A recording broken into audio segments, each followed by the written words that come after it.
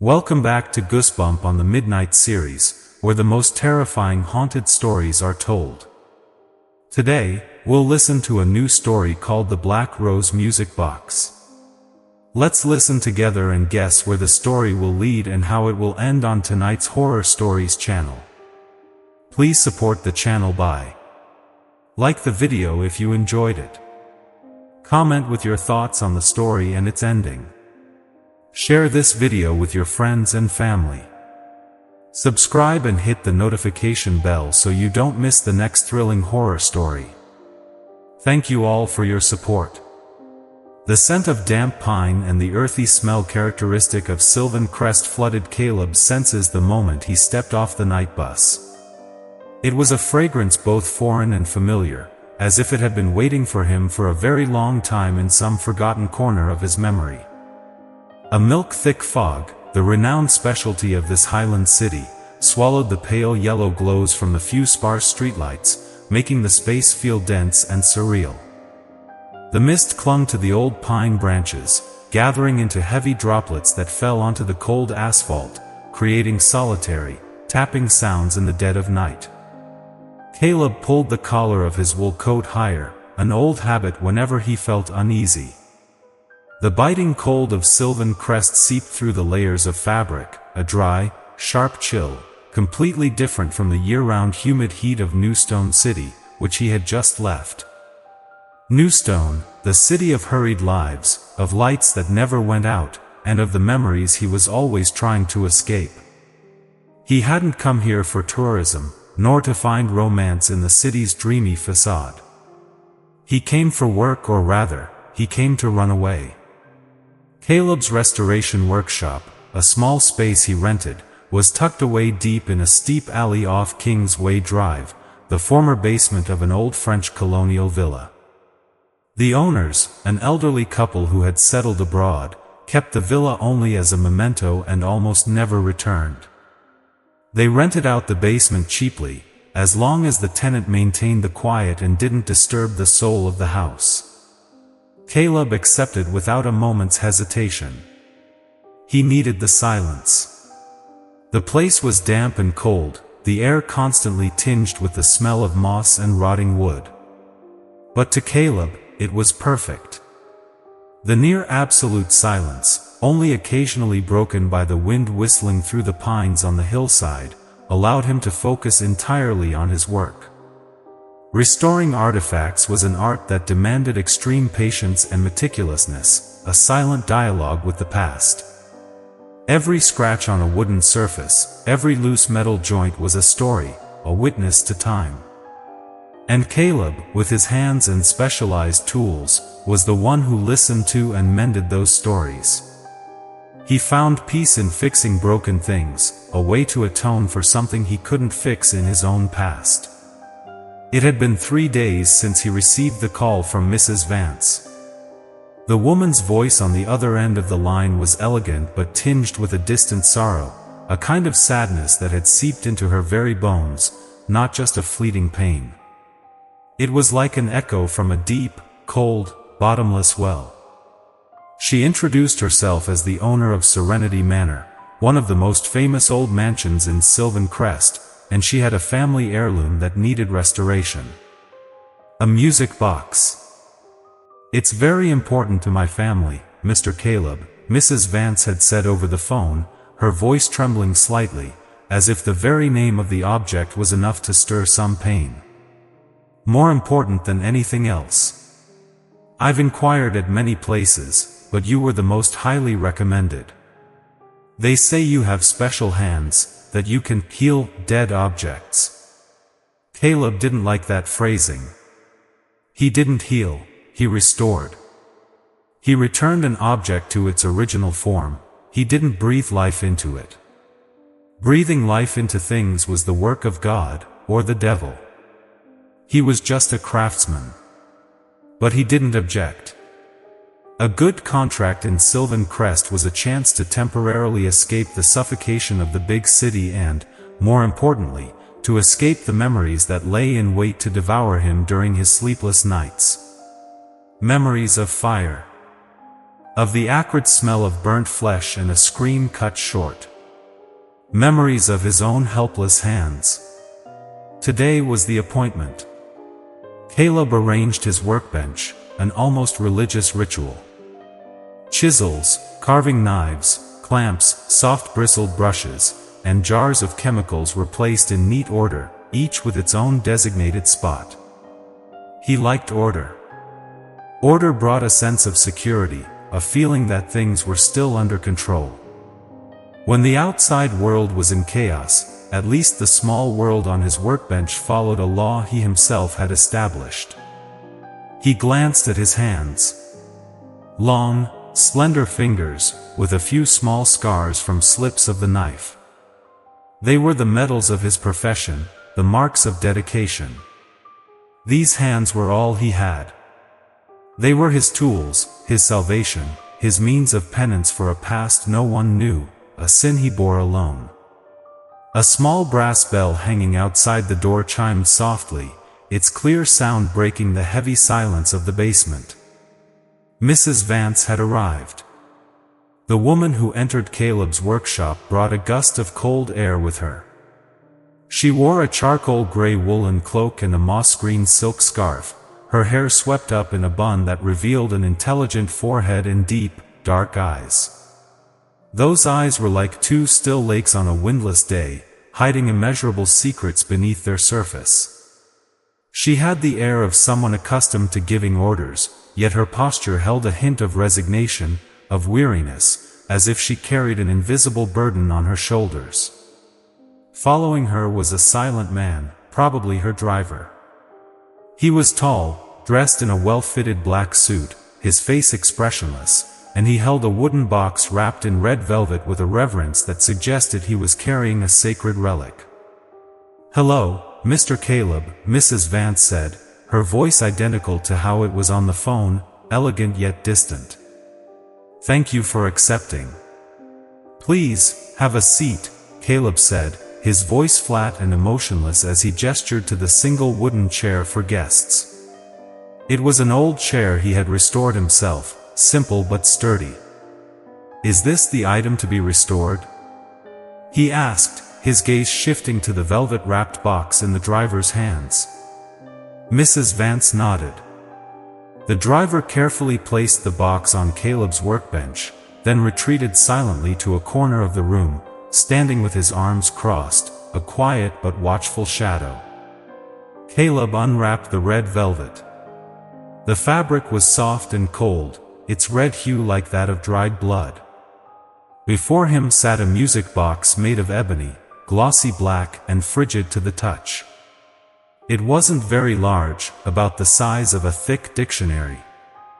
Its edges were carved with climbing rose vines, but not the proud, brilliant roses one usually sees.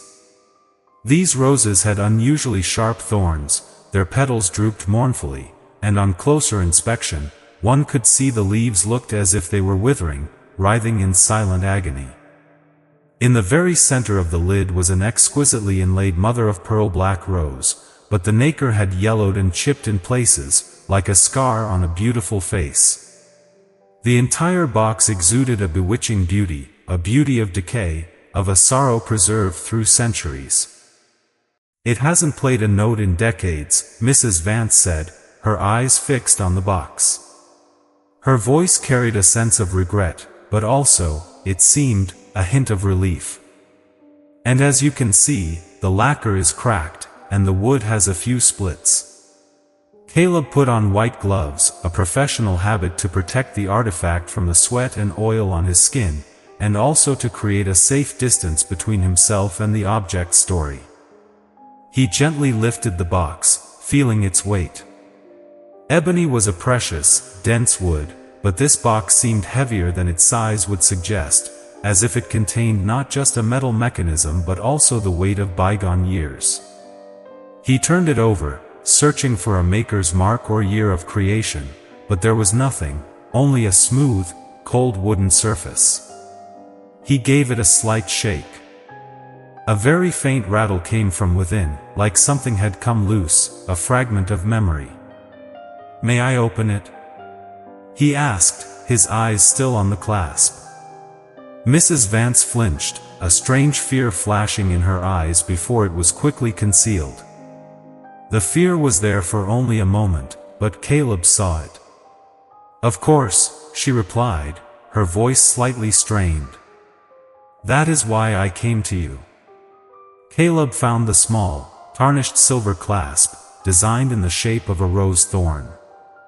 Using a specialized tool, a thin, flat metal pry, he gently eased it open. The lid opened with a dry crack, like a breaking bone. Inside, the deep red velvet lining was faded and riddled with several moth holes, like old wounds. The music box's metal mechanism, with its pinned cylinder and small steel teeth, was heavily rusted. In the center, where a spinning ballerina or a small angel should have been, there was only an empty space. The figurine was gone, leaving behind a bare, oxidized metal base. But it wasn't that which caught Caleb's attention. What made him pause was a scent. A very faint, delicate scent, but it was unmistakable. The smell of wilting roses, mixed with the damp odor of earth and something acrid, like hospital antiseptic. The scent evoked a heart-wrenching sadness, a tangible grief that could be tasted in the air. "Do you smell that?" Caleb asked impulsively, looking up at Mrs. Vance. Mrs. Vance shook her head, but her eyes darted away, avoiding his gaze. "No. It must be the chemicals in your workshop." Caleb knew that wasn't true. His workshop smelled only of wood, varnish, and solvent scents as familiar to him as his own breath.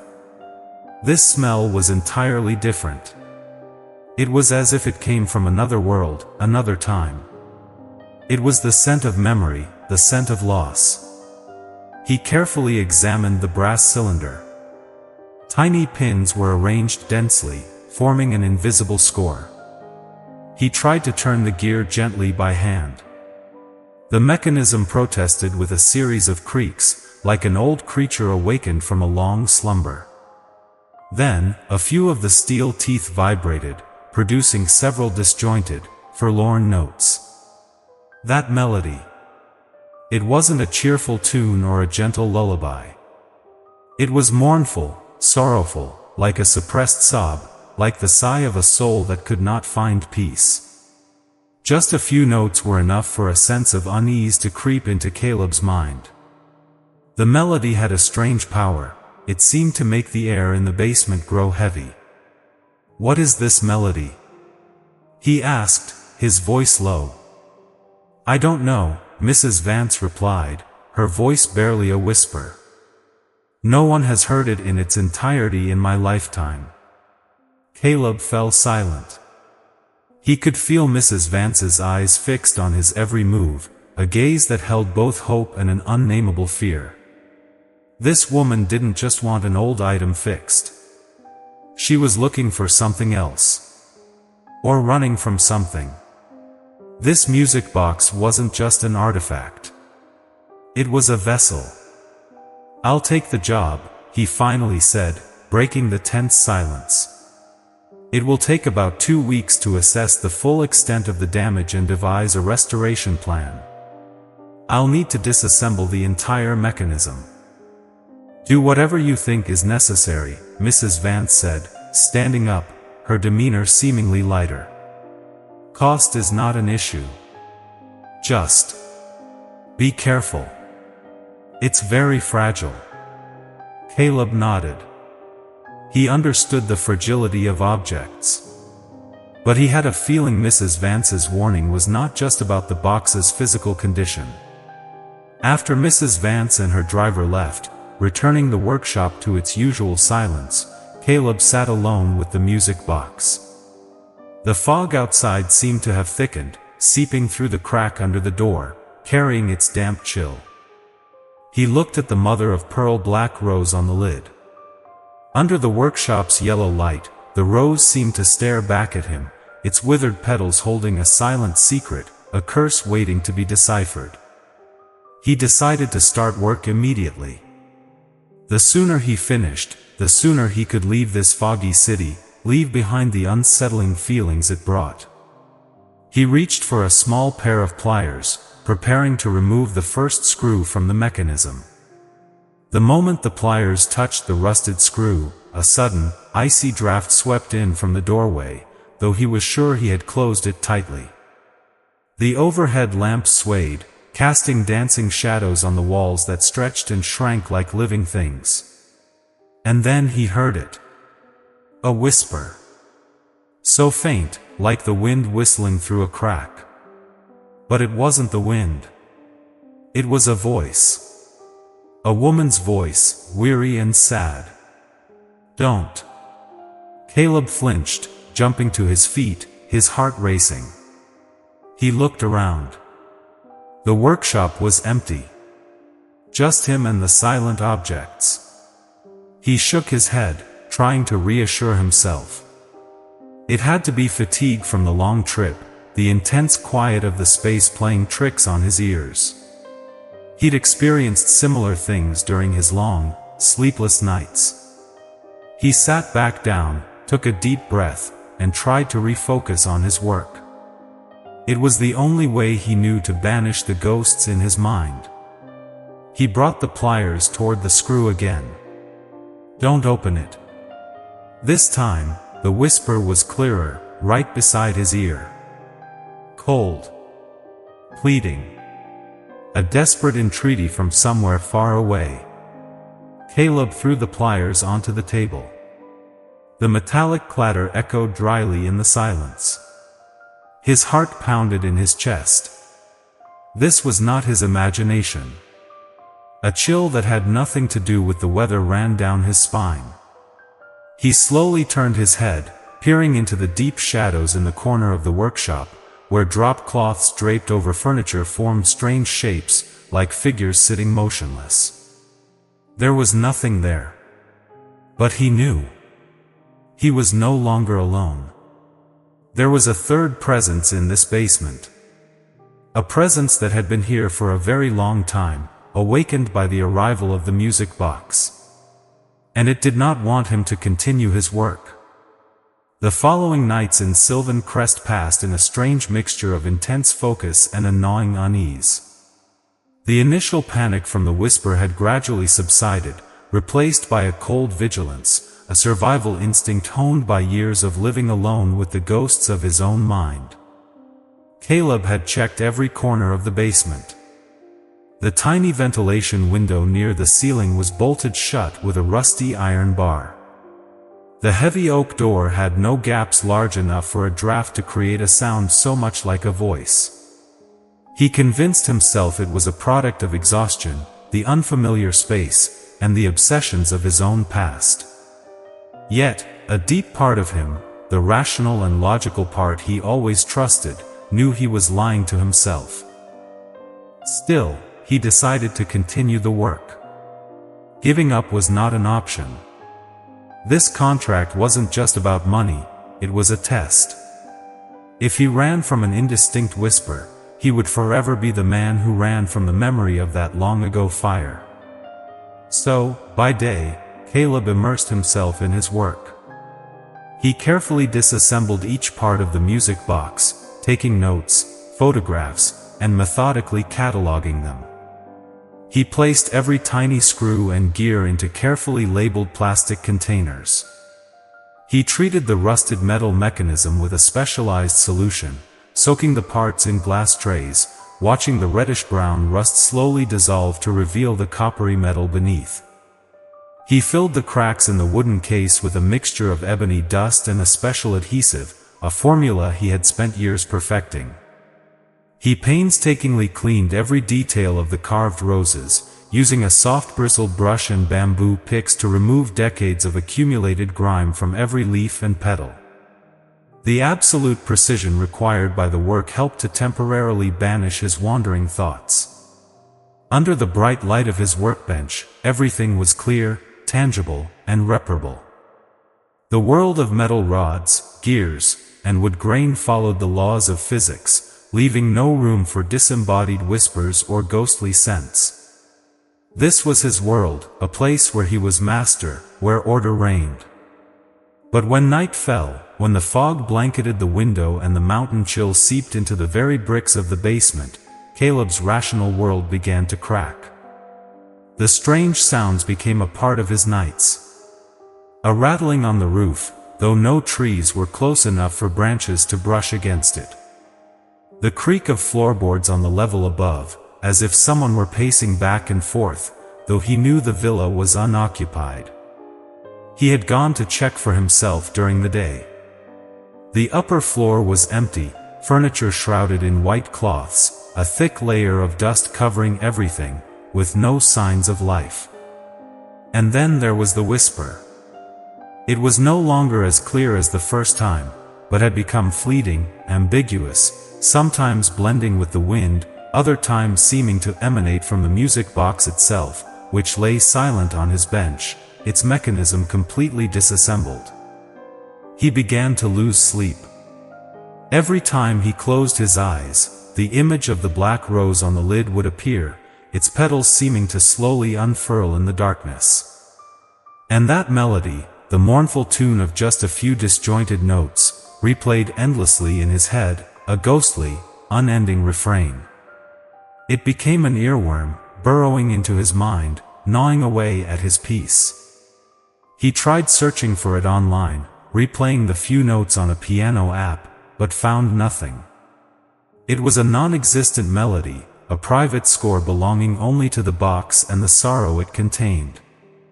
One afternoon, after hours of intense work on the mechanism's smallest details, Caleb felt his mind stretched taut as a violin string. His eyes ached, and the stuffy air of the basement was beginning to suffocate him. He decided to go for a walk to get some fresh air. He needed to escape this space, if only for a moment. He wandered aimlessly along the sloping streets, admiring the old villas nestled behind rows of ancient pines. Sylvan Crest at dusk had a heart-wrenching, melancholic beauty. The fog began to descend, painting everything in a grayish-blue hue. The streetlights flickered on, warm yellow specks trying to fight back against the cold mist. His aimless steps led him to a small road winding up a sparsely populated hill. The road grew steeper and more deserted. At its end stood a large, abandoned building. Its plastered walls were peeling, revealing moss-covered bricks beneath. Smashed windowpanes stared out like hollow, black eye sockets overlooking the valley. Weeds grew rampant in the yard, strangling the chipped stone statues of angels. The place radiated an air of desolation and mourning. A rusted metal sign hung askew on the gate, its letters nearly erased by time, but Caleb could still make out the words, Sanatorium de la Rose nor the Black Rose Sanatorium. A chill that had nothing to do with the weather ran down Caleb's spine. The Black Rose. The name was an uncanny match to the image on the music box. The coincidence was too great to be ignored. He stood frozen before the iron gate, staring at the derelict building, trying to connect the disparate pieces in his mind. The scent of withered roses, the mournful melody, and now a sanatorium named the Black Rose. Beautiful, yet so sad, isn't it, son? Caleb jumped and turned around. An old man with sun-weathered skin, dressed in worn work clothes, stood not far from him, holding a pair of pruning shears. He had a gentle smile that revealed teeth stained by time. His sudden appearance had startled Caleb, but the man's kind face quickly put him at ease. "I'm sorry, I didn't see you there," Caleb said. "It's all right," the old man chuckled. "Name's Lawrence. I'm the gardener for a few of the houses around here. Saw you staring so intently at it. Strangers are often drawn to this place." Mr. Lawrence gestured toward the building with his chin. "This place. Was it a hospital?" Caleb asked, trying to keep his voice casual. "Used to be," Mr. Lawrence replied, his gaze growing distant. as if looking into a bygone era. A French sanatorium, for people with tuberculosis. Back then, TB was a death sentence. They were sent here to live out their final days in the fresh air of Sylvan Crest. But rumor has it, it wasn't just for TB patients. It was also for special cases. The wealthy from all over the colonies sent their relatives here, the ones they wanted to hide away. Hide away? Caleb frowned. Mr. Lawrence lowered his voice, glancing around as if afraid of being overheard, a habit of those who hold secrets. The mentally ill, illegitimate children, or those with strange diseases that medicine at the time couldn't cure. They lived here, and they died here.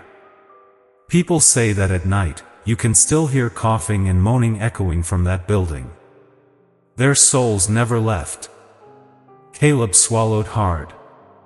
He felt his throat go dry. The old man's story was like adding fuel to the fire of unease smoldering within him.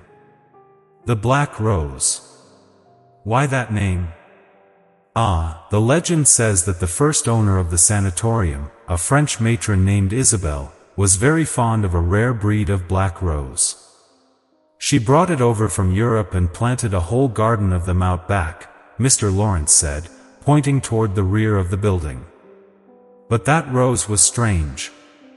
It only bloomed most beautifully in an atmosphere of sorrow and suffering. People believed it fed on the patient's sadness to survive. The blacker and more beautiful the flower, the greater the human pain. After the sanatorium closed, the rose garden withered along with it, not a single plant survived. It was as if, with no more sorrow to nourish them, they had no reason to exist. A cold wind blew past, carrying the musty smell of the abandoned building and the damp earth. Caleb instinctively thought of the faint scent from the music box. The smell of withered roses and antiseptic. Now he understood, it was the scent of this place. Do you know a family named Vance living around here?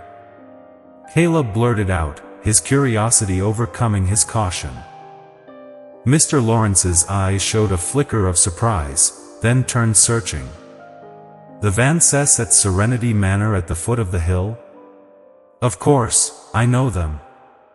An old family, one of the wealthiest around here. But that family is strange, too.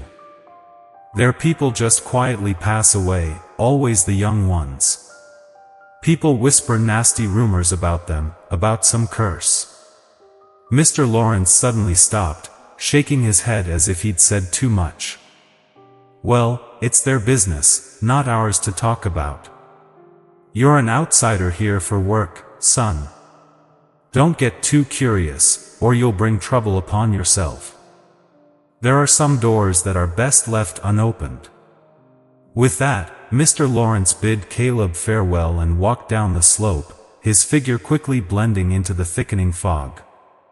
Caleb stood alone before the sanatorium gate, his mind in turmoil. The music box, Mrs. Vance, the Black Rose Sanatorium, a family curse. Everything seemed connected by an invisible thread, and he was being pulled into the center of its web. Mr. Lawrence's warning echoed in his ears.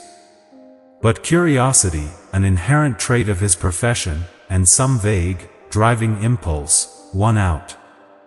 He felt that if he didn't uncover the truth, he would never find peace. He didn't go back to the workshop right away. He walked along the sanatorium's crumbling perimeter wall, looking for a way in. In a hidden corner, a section of the wall had collapsed, creating an opening just large enough for a person to squeeze through. Without a moment's hesitation, as if compelled by an unseen force, Caleb stepped onto the grounds of the Black Rose. The air inside was thick and unervingly still. Weeds grew knee-high. The stone angel statues, now missing arms and wings and covered in green moss, stood silent like mute witnesses to time. Caleb approached the main building. The heavy wooden door was rotten, a gentle push was all it took to open it with a horrifying creak that echoed through the empty grand hall. Inside, a thick layer of dust covered everything. The faint light of dusk filtered through the broken windows, painting diagonal stripes of light on the floor littered with dry leaves and debris. The smell of mildew, mixed with that hauntingly familiar hospital scent, hit him squarely. Caleb turned on his phone's flashlight, shining it around. A collapsed wooden reception desk. An overturned wheelchair in a corner. Tattered curtains fluttered in the breeze like ghosts. He walked down a long, dark corridor, flanked by half-open doors to patient rooms. The sound of his own footsteps was the only thing breaking the dead silence. He tried pushing open one of the doors. Inside, only a rusted iron bed frame and a small bedside table remained. On the wall, the patterned wallpaper was peeling away in sheets, revealing words scribbled in charcoal underneath. Caleb shone his light on them. Most were just names and meaningless dates. But one line caught his eye. "Mommy, I'm cold." The words were written in a shaky, childish hand. Below it was a drawing of a flower, but its petals were solid black and sharp as thorns. A black rose. Caleb's heart skipped a beat. He felt as if someone was watching him from the darkness of the room. He spun around, shining his light down the hallway. Not a soul. Only his own shadow dancing on the wall. He decided to leave. This place was too heavy. He had seen enough. As he turned to exit the room, his foot tripped on something on the floor, hidden beneath a layer of dry leaves. He bent down to look. It was an old patient file, its leather cover having rotted away. Most of the pages were damp and stuck together. Caleb carefully flipped through the remaining pages, trying not to tear them. The patient information was blurred, but he could still read the name of the sanatorium, Sanatorium de la Rose Noire. He turned to the last intact page. Patient section. Name, Julian. Age, 12. Admission date, July 14, 1978. Guardian, Mrs. Ilara Rydal. Diagnosis, severe depressive neurosis, accompanied by hallucinations and seizures of unknown origin. Below the doctor's notes, there was a handwritten line in red ink, the script hurried, as if written in anger or fear. Patient exhibits resistance to therapy. Constantly speaks of a melody in his head. The mother, Mrs. Rydal, is uncooperative, refuses electroshock therapy. She believes her son is possessed, not ill. The last line, underlined twice, made the blood in Caleb's veins run cold. Patient found in the rose garden. Deceased. Cause undetermined. Just then, a loud noise echoed from the floor above. Loud as if something very heavy had just fallen to the floor. Caleb held his breath, turned off his phone's flashlight, and listened. Silence returned, but this time it was heavier, more threatening. He heard a creak. The floorboards on the upper level. Someone was up there. And they were walking. Slow, dragging footsteps, moving ever closer to the staircase. The dragging footsteps on the second floor grew steadily closer. They weren't the hurried steps of an intruder, nor the heavy tread of an animal. They were steady, slow, a rhythm of endless fatigue, as if someone had been pacing this hallway for decades. In the dead silence of the sanatorium, the sound was terrifyingly clear. Caleb stood frozen in the darkness of the patient room, his heart squeezed by an invisible hand. Every one of his senses was on high alert. He tried to convince himself it was just the wind blowing through the broken window frames, or perhaps a stray cat seeking shelter. But the sound was too distinct, too purposeful. It carried a weight, the weight of a presence. He held his breath, straining to hear. The footsteps stopped, directly above him. The sudden silence was even more terrifying than the sound itself. It was the silence of a predator that has found its prey and is waiting for the right moment to strike. A cold sweat trickled down Caleb's spine. He felt as if a pair of eyes were staring down through the decaying ceiling, fixed upon him. The patient file in his hand suddenly felt incredibly heavy. Julian. Mrs. Alara Rydal. The names were no longer just soulless words on a page. They now had a context, a space, a tragedy. A 12-year-old boy, haunted by a melody in his head, and a mother who believed her son was possessed. And that boy had died in this very place. And then, the melody began again. This time, it wasn't in his head. It was coming from the floor above. The mournful, disjointed notes of the music box, but not produced by a machine. It was whistling. A chillingly clear whistle, like that of a child, echoing through the sanatorium's dead quiet. The melody circled above him, a ceaseless loop, plaintive and mocking. That was the last straw. Primal fear erupted, overwhelming reason and curiosity. Caleb couldn't stay here another second. This place wasn't just abandoned, it was haunted. And it seemed he had disturbed whatever was dormant here.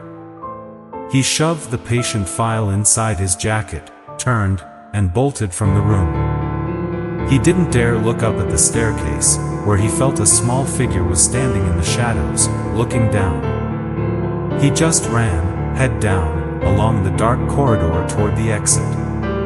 The whistling followed him, neither fast nor slow, like a taunt, as if it knew he could never escape. He stumbled repeatedly over the broken tiles and dry leaves, but terror gave him extraordinary strength. He slammed into the main door, bursting out into the cold evening air. He didn't stop. He ran for his life through the overgrown garden, dodging the broken statues, not daring to look back. He only stopped when he had squeezed back through the gap in the wall and was safely on the dirt path. Panting, his back against a pine tree, Caleb finally dared to look back. The Black Rose Sanatorium loomed on the hilltop, silent and deadly in the blood-red sunset. There were no more sounds. The whistling had vanished as if it had never existed. As if it had all been a nightmare created by his imagination.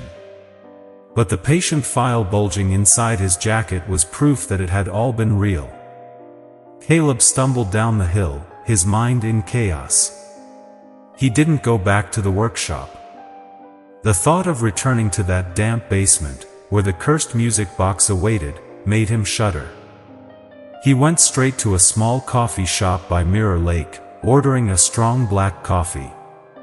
He needed the presence of other people, the light and the ordinary sounds of life to pull him out of that ghostly atmosphere, to confirm that the tangible world still existed. Sitting in a corner of the shop, he took out the patient file and examined it again under the light. The details were clearer now, and more frightening. Julian, 12, dead under mysterious circumstances. The mother, Mrs. Rydal, believed her son was possessed. And it all happened at a place called the Black Rose. What was Mrs. Vance's connection to these people? Was she their descendant? And why did she want to restore the music box, an object seemingly tied to that tragedy? Was she trying to awaken something dormant? Or was she, like him, looking for an answer? The pleading whisper, "Don't open it," returned to Caleb's mind. Now he understood. It wasn't a threat. It was a warning. The voice of the mother, Mrs. Rydal, trying to stop him. She didn't want the tragedy to repeat. But was she trying to stop him from opening the music box, or from releasing what was trapped inside? Julian's soul? Or something worse that had latched onto the boy? He drained his coffee, its bitterness helping to calm him slightly. He was a restorer. His job was to repair, not destroy. But in this case, repairing the music box might destroy something else, the fragile balance between the world of the living and the realm of the dead, a seal that had held for decades. That night, Caleb returned to the basement workshop with a decision. He would continue the work. But not for the money or for professional responsibility. He would continue because he had to know the truth. He needed to know the full melody of that box, and why it had driven a young boy to his death. He felt a strange connection to this story, to the suffering souls of the sanatorium. Perhaps confronting their pain was also a way for him to confront the demon in his own past. He couldn't run anymore. He turned on every light in the workshop, banishing all shadows. He laid out the cleaned parts of the music box on a white cloth. The brass cylinder was now shiny, its tiny pins glittering like a mysterious constellation. He began to reassemble the mechanism, gear by gear, screw by screw. His hands, usually so steady, trembled slightly. In the workshop's silence, he could hear his own heartbeat. He worked non-stop. By midnight, the basic mechanism was reassembled. It wasn't perfect yet, it still needed to be oiled and calibrated, but it could function. Caleb took a deep breath. He looked at the small crank on the side of the mechanism. This was the moment of truth. He was about to hear the melody that had haunted him for days. He slowly raised his hand, his fingers touching the cold metal of the crank. He began to turn. The tick-tock of the interlocking gears sounded. The pin's cylinder began to rotate, slowly. The first pin touched a steel tooth. A note rang out, clear and sad. The second pin, the third. The melody began to form, the exact notes he had heard in his head and the whistling at the sanatorium. It was mournful, desolate, a song of loss. The melody repeated a short phrase over and over, as if it were stuck, with no way out. But Caleb realized something was wrong. The cylinder still had a large, untouched section that hadn't reached the steel teeth. The music was incomplete. A part was either missing or locked. He stopped cranking and examined the cylinder closely. Under the bright light, he discovered something he had missed during cleaning. There was a tiny, almost invisible groove running along the cylinder. And at the end of the groove was a minuscule pin, camouflaged almost perfectly as one of the musical pins. This pin was preventing the cylinder from completing its full rotation, allowing only half the melody to play. This was an intentional locking mechanism. Someone had deliberately made it so the music box could not play its complete song. Mrs. Rydall? Had she done this to protect her son, or to seal something away? To seal away the second half of the melody? Caleb's finger trembled as he reached for the pin with a pair of thin tweezers. To open it meant defying the ghost's warning, going against the will of the person who had locked it. But if he didn't, the mystery would remain forever. The whisper "Don't open it" echoed again, this time more urgent, more desperate, like a final plea. Caleb closed his eyes. The image of the fire from years ago flashed in his mind. He had been helpless then. But this time was different. This time, he could choose. He could stop, or he could see it through to the end. He opened his eyes, his gaze determined. He used the tip of the tweezers to gently flick the pin. A tiny sound, but it reverberated through the basement like thunder. The locking mechanism was released. Caleb placed his hand on the crank once more. His palm was slick with sweat. He turned it. The mechanism ticked again. The familiar melody played. But this time, it didn't stop. The cylinder continued to move. The pins on the newly unlocked section began to strike new steel teeth. A completely different melody emerged, following the initial mournful tune. It was no longer sorrowful. It was chaotic, manic, urgent. The notes were jarring, dissonant, crashing into each other like shards of broken glass. It wasn't music. It was the sound of pain, of madness, of a pure evil screaming to be released. At that exact moment, every light in Caleb's workshop went out. A thick darkness swallowed him whole.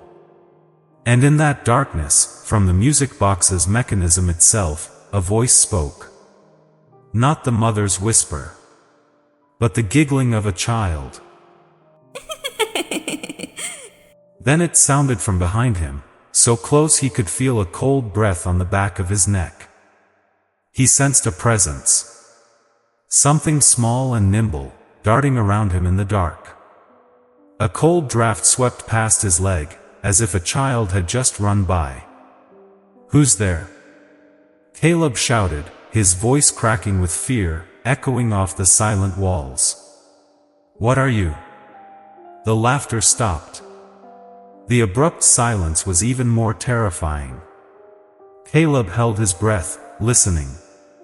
He heard a clattering. The sound of his tools on the workbench being disturbed. A metal chisel fell to the floor, its clang piercing the air. Then a pair of pliers.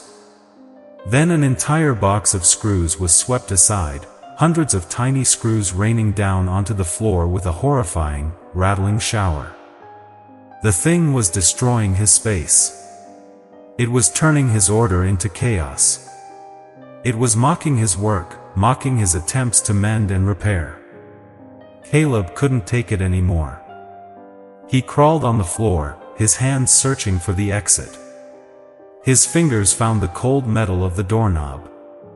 He twisted it hard. The door didn't budge. It was locked. How? He hadn't locked it. Open the door. He pounded on the thick wooden door. Please. Open up. His plea was answered by a soft swish right behind his neck. Caleb froze. He felt breath. A cold breath that smelled of damp earth and withered roses. He slowly turned his head. In the near total darkness, he saw them. Two faint, phosphorescent orbs, floating in midair, level with his waist. Two eyes. They were staring at him. No face, no form, just two eyes emitting a cold, soulless light. And then, a tiny, ice-cold hand rested on his shoulder. Caleb's scream was choked in his throat. An icy current shot through his body, paralyzing every nerve. He summoned every last ounce of strength, not of muscle, but of pure, abject terror, and threw his weight against the door. The old wooden latch splintered. Caleb tumbled out onto the stone steps, rolling several times. He didn't dare look back. He scrambled to his feet and bolted up the stairs leading out of the basement, bursting into the foggy Sylvan Crest night. He ran, not knowing where he was going, only that he had to get as far away from that place as possible. The wind whistling past his ears mingled with his ragged breaths and the frantic drumming of his heart. He ran through deserted alleys under the dim, orange glow of the streetlights, his shadow long and distorted on the ground. Finally, when his lungs burned and his legs had no strength left, he stopped in front of a small, closed church. He collapsed onto the steps, curling into a ball, trembling. The night mist soaked into his clothes, chilling him to the bone. But that cold was nothing compared to the cold that had radiated from the hand that touched him. He looked down at his shoulder where the hand had been. There was nothing. But the icy sensation remained, an invisible brand that he knew would never fade. He had freed it. The spirit of Julian. Or something far worse, wearing the guise of a dead boy. Mrs. Rydall's warning hadn't been a curse. It was the plea of a helpless jailer. She had tried to stop him, and he hadn't listened. Caleb stayed there until the first rays of dawn pierced the fog. The city began to wake with the familiar sounds of life, motorcycles, street vendors, the chatter of people. But for Caleb, the world was no longer the same. The line between reality and illusion, between the explainable and the unexplainable, had been erased. He looked toward the hill where his workshop was, his heart filled with dread. He couldn't go back there. But all his tools, his passport, his money, everything was there. And the music box. The source of all this evil. He dragged himself back to the small room he was renting a few streets away. He needed to think, needed a plan. He bolted the door, drew the curtains, and sat on the bed, his mind a blank. The previous night had drained him, body and soul. He collapsed onto the pillow and fell into a fitful, nightmare-ridden sleep. In his dream, he was in a sterile white room at the sanatorium. The boy, Julian, sat on the bed, his back to him, holding the music box. The boy was softly singing along to its mournful tune. Caleb approached him. "Julian?" he called. The boy turned around slowly. But his face was not that of a child. It was old, wrinkled, with black, bottomless eyes that had no whites. It smirked, revealing a set of sharp teeth. Then the scene shifted. He was in his own burnt-out workshop from years ago.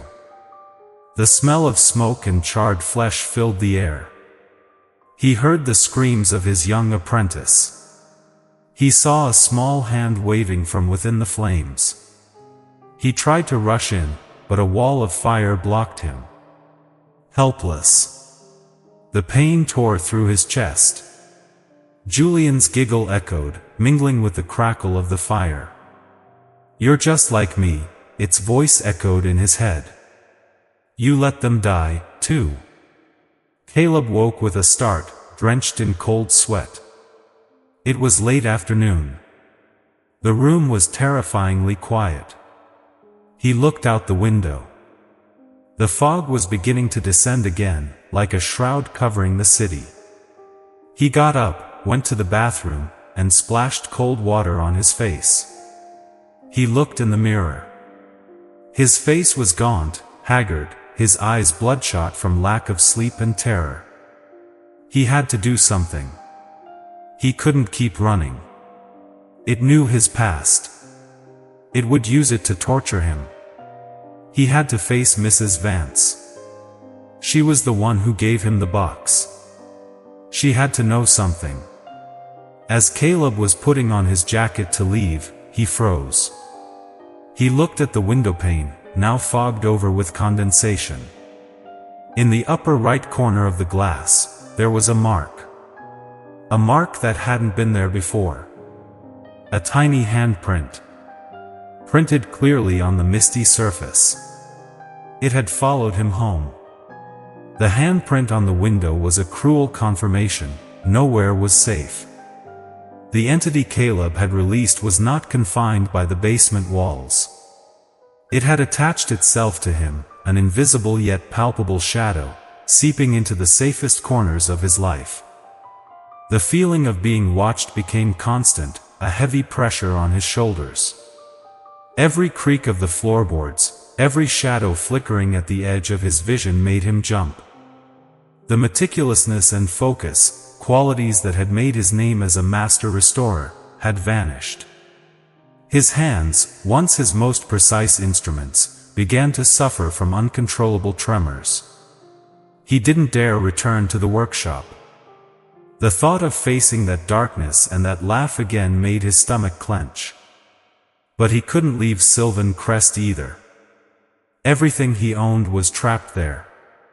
He was like a cornered animal. The terror wasn't just external.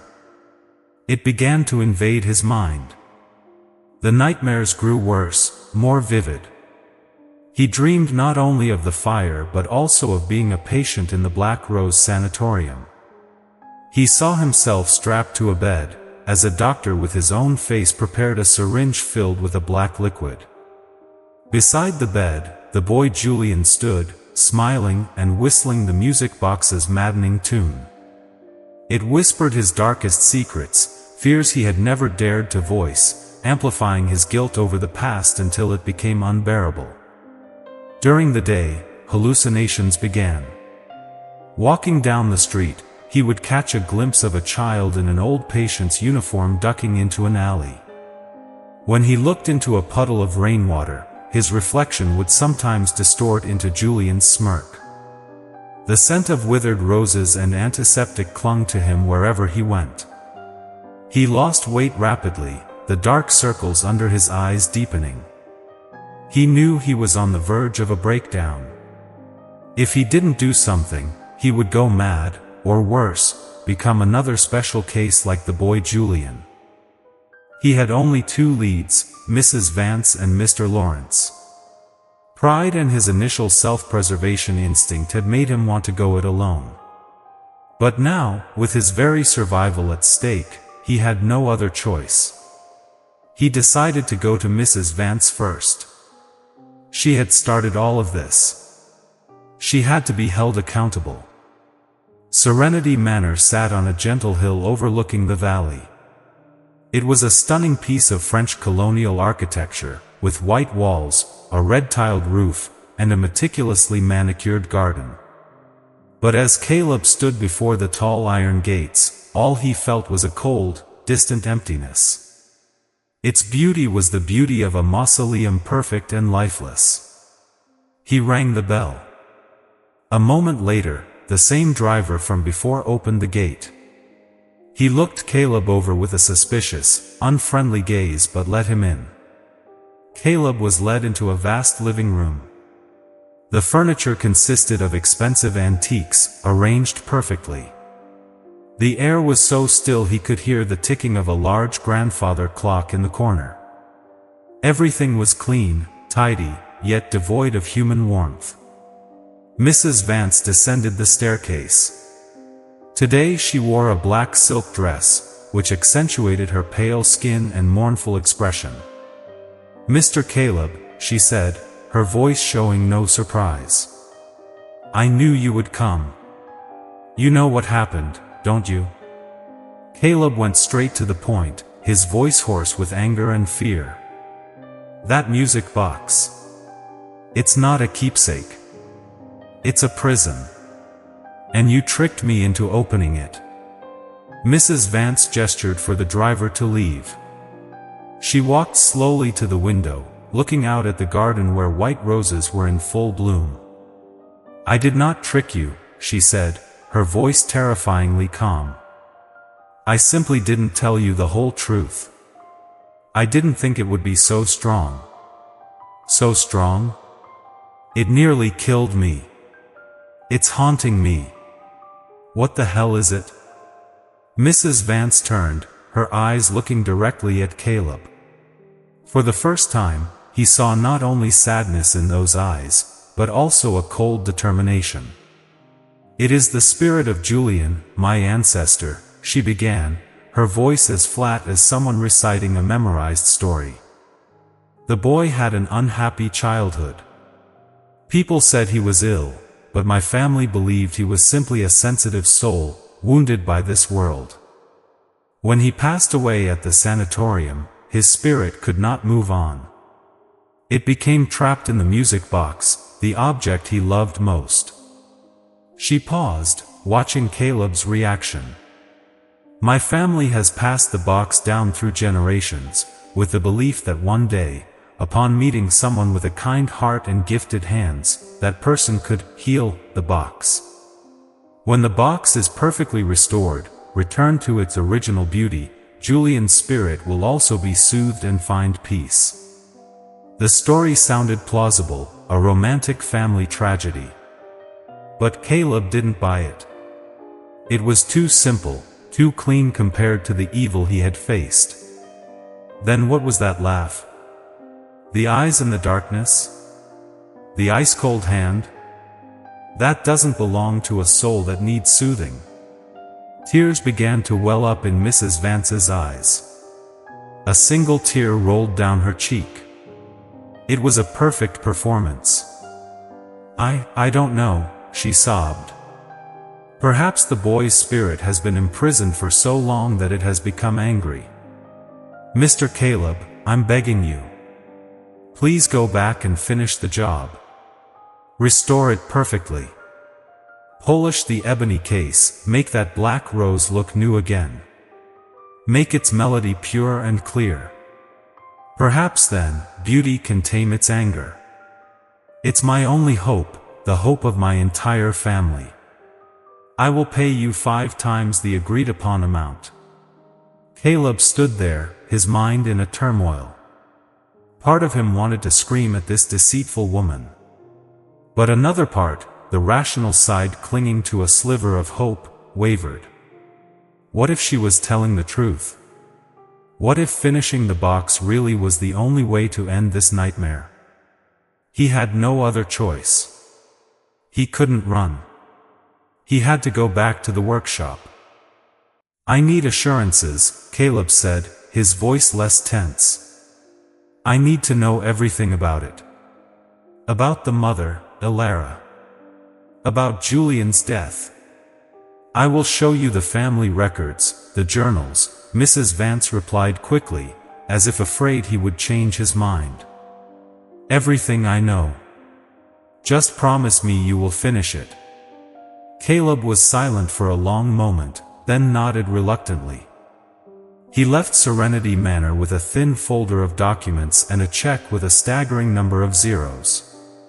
But in his heart, the suspicion remained. He felt like a moth, knowing fire lay ahead but still drawn to the promise of light. He knew he couldn't just take Mrs. Vance at her word. He needed another perspective. He needed to find Mr. Lawrence. The only person who seemed to have no reason to lie to him.